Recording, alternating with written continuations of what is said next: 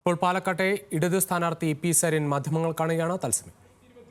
ജനങ്ങൾ ജയിപ്പിക്കുമെന്ന് അവർ വിശ്വസിക്കുന്ന 71 മണ്ഡലങ്ങളുടെ കാര്യത്തിലും കൃത്യമായിട്ടുണ്ട്. ഇപ്പോഴും പ്രതീക്ഷ മുഴുവൻ LDF-നെ മടുത്ത് ജനങ്ങൾ വോട്ട് ചെയ്യുമെന്നാണ്. പക്ഷെ ജനങ്ങൾക്ക് LDF-നോട് മടുപ്പില്ല എന്നും വോട്ട് ചെയ്ത് വിജയിപ്പിച്ച രാഹുൽ ഗാന്ധിയോട് പോലും 1 ലക്ഷം പേർക്ക് കേരളത്തിലെ കോൺഗ്രസിലെ കയ്യിലിരിപ്പ് കൊണ്ട് മടുപ്പുണ്ടായി എന്നും വയനാട് വിളിച്ചു പറഞ്ഞു കഴിഞ്ഞു.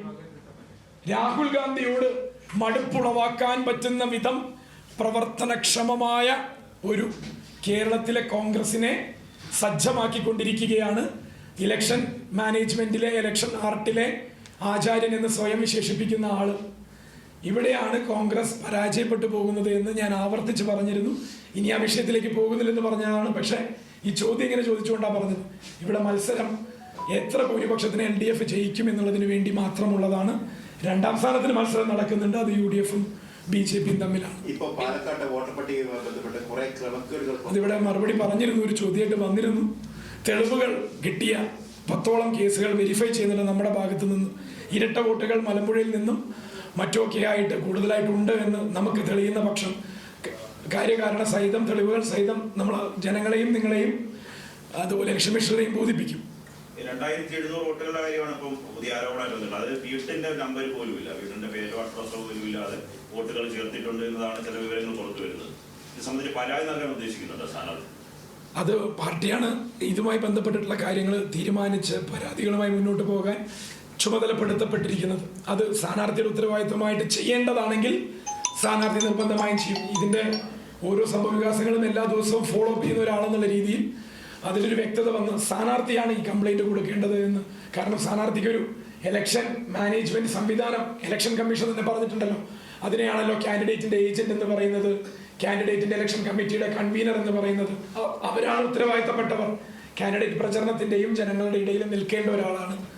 അല്ലാതെ ഡീൽ ഉറപ്പിക്കാൻ ഹോട്ടൽ മുറികളിൽ രാത്രി പോയി ചർച്ചയ്ക്കിരിക്കേണ്ട ആളല്ല എന്ന് വളരെ ബോധ്യമുള്ള ഒരു കാൻഡിഡേറ്റാണ് ഞാൻ. ജനങ്ങൾക്കിടയിലാണ് ഏത് പാതിരാത്രിയിലും ഒരു കാൻഡിഡേറ്റ് ഉണ്ടാകേണ്ടത്. അതുകൊണ്ട് തന്നെ അങ്ങനെയത്തെ അല്ലാത്ത കാൻഡിഡേറ്റുകളെ എക്സ്പോസ് ചെയ്യാൻ നേരത്തെ പറഞ്ഞ വിവാദമൊക്കെ സഹായിച്ചിട്ടുണ്ടാകാം. നമുക്കതിന്റെ വസ്തുതകൾ അറിയില്ലല്ലോ, പരിശോധിക്കണ്ടേ എങ്ങനെയാണ് എന്നുള്ളത്.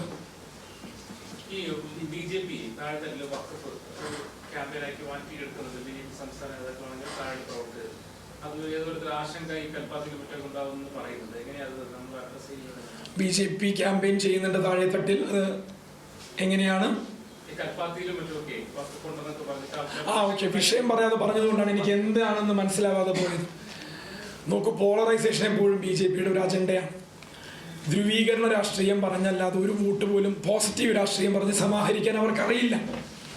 പാലക്കാട് തേടുന്നത് പോസിറ്റീവായ പരിഹാരങ്ങളാണ്. ഇവിടെ ഒരു വിഭാഗം മാത്രം ജീവിക്കേണ്ട നാടല്ലല്ലോ.